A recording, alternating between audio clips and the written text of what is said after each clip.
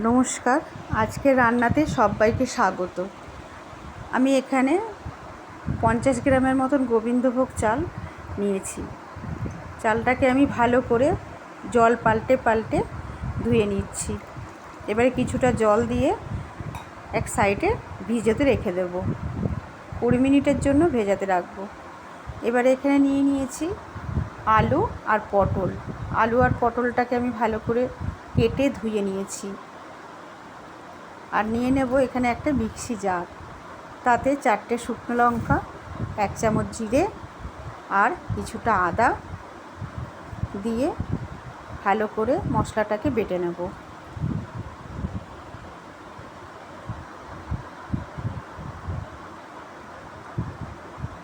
এবারে মূল রান্নায় চলে যাই।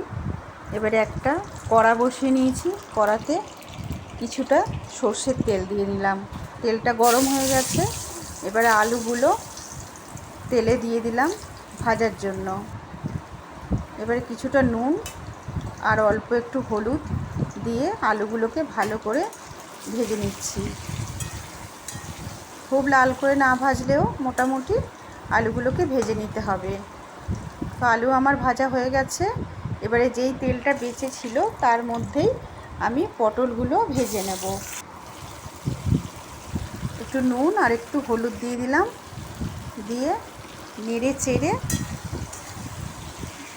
একটু আঁচটাকে কমিয়ে দেব, দিয়ে চাপা দিয়ে দেব যাতে পটলগুলো ভালো করে ভাজা হয়ে যায় আর তেলটাও কম টানবে। তো পটলগুলো আমার ভাজা হয়ে গেছে। এবারে আমি পটলগুলো সমস্ত একটি পাত্রের মধ্যে নামিয়ে নেব।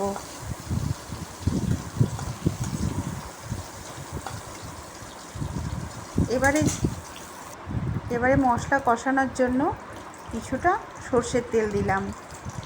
তেলটা গরম হয়ে গেছে।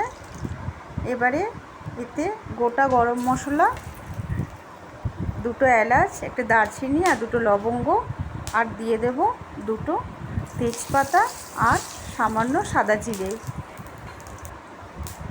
আর দিয়ে দেব মশলাটা যেটা বেটে রেখেছিলাম।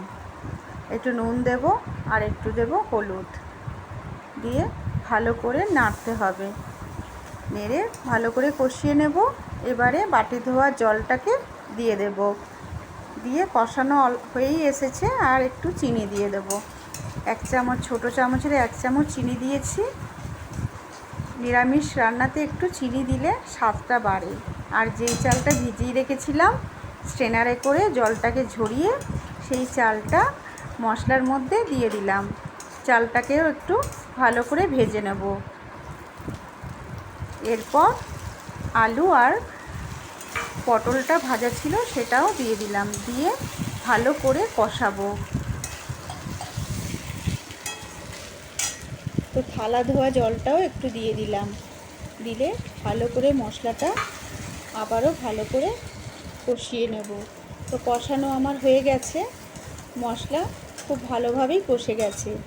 এবারে একটু গরম জল করে রেখেছিলাম, সেই গরম জলটা দিয়ে দিলাম।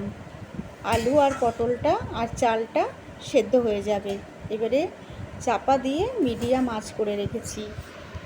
তো সেদ্ধ হয়ে গেছে ভালোভাবেই, আমার রান্নাটা হয়ে গেছে। এটা একটি নিরামিষ পদ, খেতে কিন্তু দুর্দান্ত লাগে। এবারে দিয়ে দেব গরম মশলার গুঁড়ো আর 1 চামচ ঘি, দিয়ে নেড়ে ছেড়ে এবারে গ্যাসের ফ্লেমটাকে অফ করে দেব, দিয়ে চাপা দিয়ে খানিকক্ষণ রেখে দেবো, কেননা যেহেতু ঘি আর গরম মশলাটা দিয়েছি সেই জন্য। এবারে একটা জায়গায় আমি ঢেলে নেব। তো এইভাবে বানালে শনিবার কিংবা অনেকে বৃহস্পতি বা মঙ্গলবার নিরামিষ খান, তাদের কিন্তু খুবই ভালো লাগবে। একবার বানিয়ে দেখতে পারেন।